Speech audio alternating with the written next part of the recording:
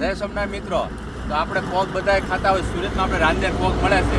તો અત્યારે હું રાજપીપળા બાજુ ગયો છું, રાજપીપળા બાજુ. ત્યાં અત્યારે પોક આપણે લાઈવ પોક અત્યારે બને છે.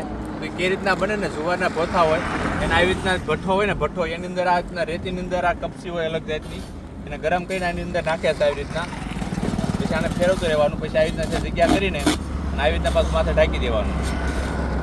અને આવી રીતના પાછું 5-6 ફેર આવી રીતના કરી નાખે એટલે શેકાઈ જાય. આવો પોક જો તમારે ખાવો હોય તો અત્યારે કોમેન્ટમાં તમે લાઈવ લખજો, તમારો પોક લેતો આવે. આ બતાડો, આ બધું બતાડો. તો પછી એને આવી રીતના ખેરવાનું, ડુંડીની અંદર પૂરી પછી આ રીતના ખેરે.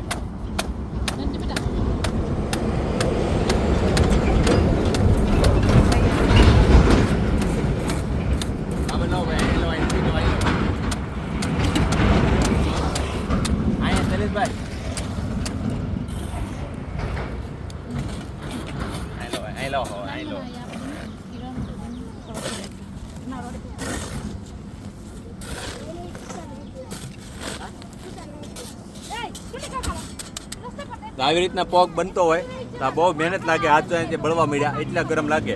પણ આ પોક ખાવા પછી આપણને લાગે મોંઘો, પણ મહેનત બહુ બધી હોય આમાં.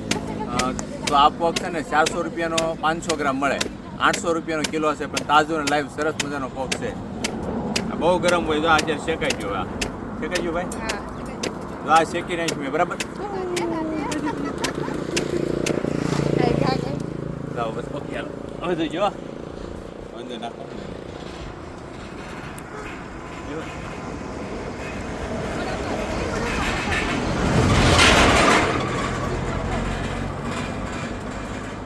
લાગેલું ગરમ ગરમ લાગેલું.